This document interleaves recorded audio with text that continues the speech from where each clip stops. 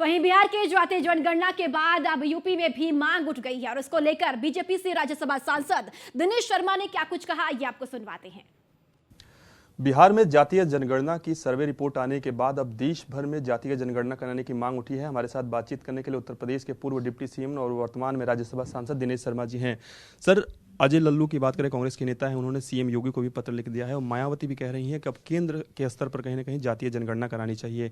आप क्या कुछ सोचते हैं? देखिए, जनगणना तो ड्यू है, जनगणना होगी क्योंकि 11 के बाद जनगणना नहीं हुई है। तो जो सामान्य प्रक्रिया के अंतर्गत, विधिक प्रक्रिया के अंतर्गत जनगणना है, वो ड्यू भी है और भविष्य में उसकी संभावनाएं भी है कि वो होगी। लेकिन ये किस प्रकार की जनगणना की बात कर रहे हैं, मैंने नहीं सुना इस चीज़ को। इन सबको एक चीज़ पे ध्यान देना चाहिए कि चुनाव आते ही इनकी सारी समस्याएं, सारी चीज़ें क्यों याद आती हैं। और इनको याद भी इसलिए आती हैं कि मोदी जी पिछड़े वर्ग के प्रधानमंत्री, इनको बर्दाश्त नहीं हो रहे हैं। इनको गरीबों की चिंता भी तो करनी चाहिए कि बहुसंख्यक में भी, अनुसूचित में भी गरीब है, पिछड़े में भी गरीब है, मुस्लिम में भी गरीब है, सवर्ण में भी गरीब है।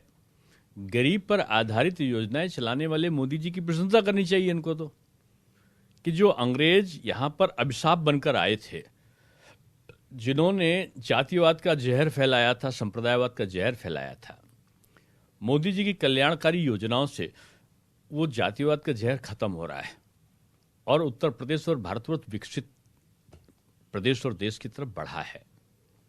मुझको लगता है कि आज के देश की आवश्यकता यही है कि गरीबी की रेखा के नीचे जो लोग हैं वो ऊपर उठें।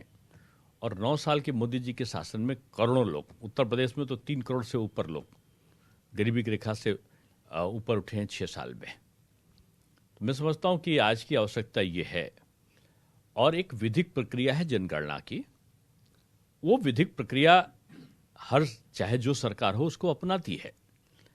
कौन कब क्या करा रहा है, राज्य को क्या अधिकार है, केंद्र को क्या अधिकार है, ये परिभाषित है।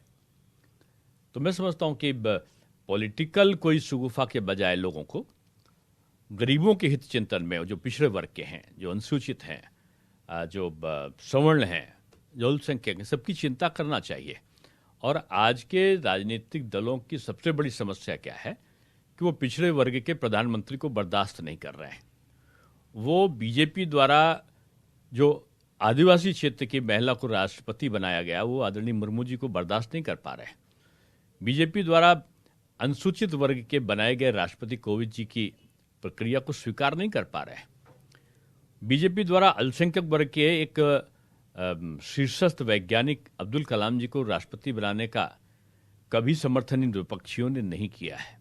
तो इनकी मानसिकता दूषित है और दूषित मानसिकता के आधार पर अभी आप चुनाव आते आते देखिए, तमाम खेल खेलेंगे और ये उसके बावजूद हारेंगे और सुपड़ा साफ होगा देश से भी और प्रदेश से भी। बाद हमारे साथ बातचीत कर रहे थे उत्तर प्रदेश के पूर्व डिप्टी सीएम और वर्तमान में राज्यसभा सांसद दिनेश शर्मा जी, जिन्होंने कहा कि विकास की जो योजनाएं हैं मोदी सरकार की, वो जाति और धर्म को देखकर नहीं